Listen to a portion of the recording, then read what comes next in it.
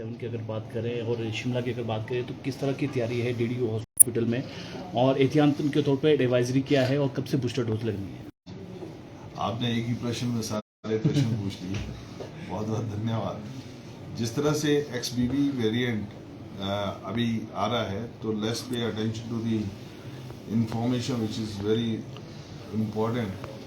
तो जैसे टाइम से everyone is advise to wear a mask, तो इस समय भी हमारे पास जैसे PP किट है, N95 मास्क है, सर्जिकल मास्क है, ऑक्सीजन कंसनट्रेटर है, या बिल्कुल B type cylinder, D type cylinder, वो मतलब पर्याप्त मात्रा में है।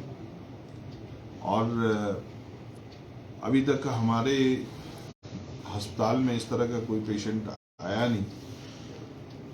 तो अगर इस तरह के पेशेंट आते हैं तो हम पूरी तरह से तैयार भी हैं। और जो बूस्टर डोज के संदर्भ में आपने बात कही, तो इस समय हमारे पास अस्पताल में 10 वायलें उपलब्ध है।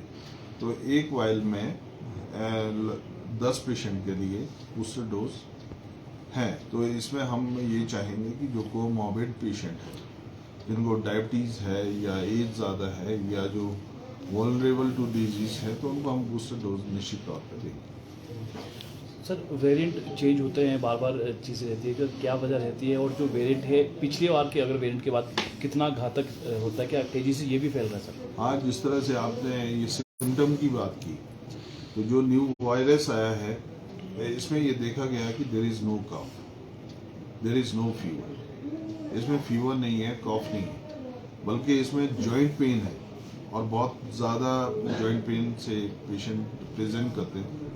और कई बारी सिर में दर्द से आदमी बताता है कि मेरे असहनीय दर्द हो रहा है, और नेक में पेन आती है, कई बारी अपर बैक पेन, इस तरह के सिम्टम देखने में ज़्यादा आ रहे हैं। कईयों में नमोनिया है, और अनयूजुअल है कि भाई उसको भूख कम लग रही है।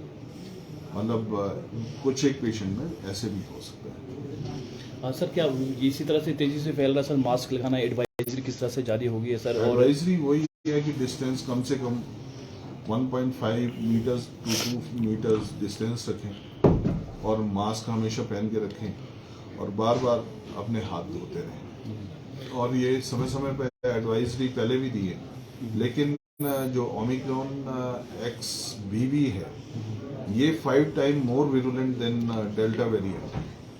तो इसमें थोड़ी सी मॉर्टलिटी कंपैरेटिवली उससे ज़्यादा है, तो इसमें एहतियात बरतने की ज़रूरत है।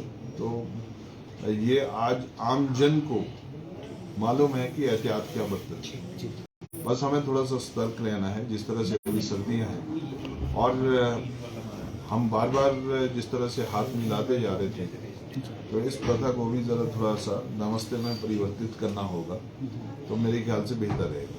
सर, टेस्टिंग की अगर बात करें, डीडीयू हॉस्पिटल में किस तरह की टेस्टिंग की यहाँ पे व्यवस्था है? और खासतौर पर काफ़ी लोग यहाँ पर इलाज करवाने आते हैं, तो क्या उनका भी टेस्टिंग किया जाएगी? हमारे पास लगभग जो टेस्ट के जितने भी किट्स थे जी, वो सारे खत्म हो चुके थे, लेकिन अभी रिसेंटली हमारे पास फिर से आए हैं। तो इसमें ज़्यादा जो रोल रहने वाला है, वो जो इंस्टेंट करते हैं हम, रैट का जो टेस्ट है, तो उसका ज़्यादा रोल नहीं है। तो इसके लिए तो प्रॉपरली वही प्रिकॉशन लेना पड़ेगा जो हम पहले करते हैं। ठीक है सर। तो पेशेंट आ रहे हैं सर आपके पास इलाज करवाने, खासतौर जिनके ऑपरेशन है, तो उनका भी क्या पहले टेस्ट करवाया जाएगा, उसका बाद इलाज यहाँ पे शुरू होगा, कि अभी नॉर्मल? जितने पेशेंट हमारे पास दाखिल होंगे जी, और जिनका ऑपरेशन है, कोई सर्जिकल प्रोसीजर होना है, जी जी, तो सर्जिकल प्रोसीजर से पहले हम RT-PCR करते हैं, ये प्रोटोकॉल में पहले से। ठीक है सर।